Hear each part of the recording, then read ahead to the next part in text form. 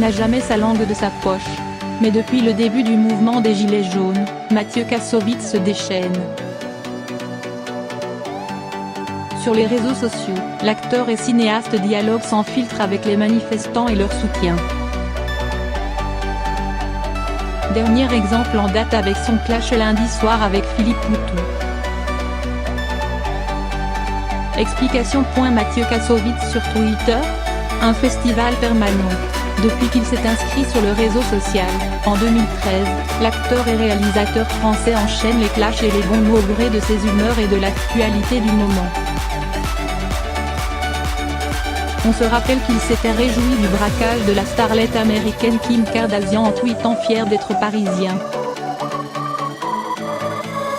Mais aussi qu'il a traité l'acteur Vin Diesel de pompe à vélo et de baudruche pleine de vent, n'ayant toujours pas digéré leur collaboration compliquée sur Babylon Baby, il y a 10 ans. En décembre dernier, c'est la police nationale qu'il qualifiait de bande de bâtards et de bons à rien pour avoir mobilisé 24 agents lors d'une opération anti-drogue au CHU de Nantes. Le député LR Éric Ciotti déplore ses propos avant de réclamer des poursuites. Je te bise Éric, ripostera-t-il en paraphrasant le Père Noël est une ordure. Je te bise et je te rebise. Je te prends, je te retourne et je te bise. Depuis le début de la crise des Gilets jaunes, l'auteur de la haine est entré dans une autre dimension. Là où de nombreux people affichent leur soutien au mouvement, de manière plus ou moins opportuniste, cet amateur de boxe distribue les coups dans tous les camps.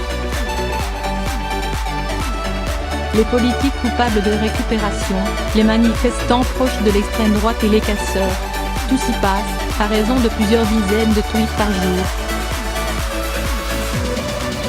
Dernier clash en date, celui qu'il a opposé lundi à Philippe Poutou, laisse-le parler avant, a-t-il suggéré à l'ancien candidat à l'élection présidentielle du nouveau parti anticapitaliste, alors que ce dernier appelait à poursuivre la mobilisation avant même l'allocution télévisée d'Emmanuel Macron.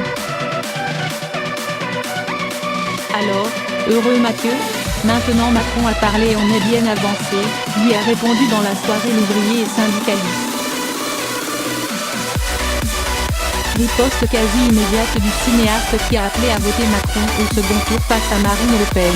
Oui, je suis très content d'avoir un président qui garde sa ligne et qui essaye des choses tout en écoutant et en reconnaissant ses erreurs.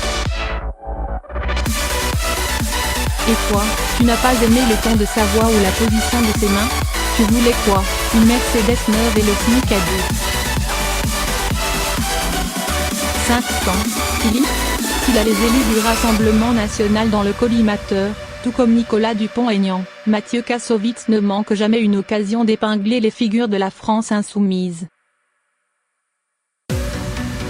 Jean-Luc Mélenchon appelle ce mardi à un acte 5, dimanche prochain. Pour rappel, il n'y a pas d'acte, il n'y a que des samedis. Parce que dans la semaine, les révolutionnaires vont bosser pour le bourgeois, rétorque-t-il.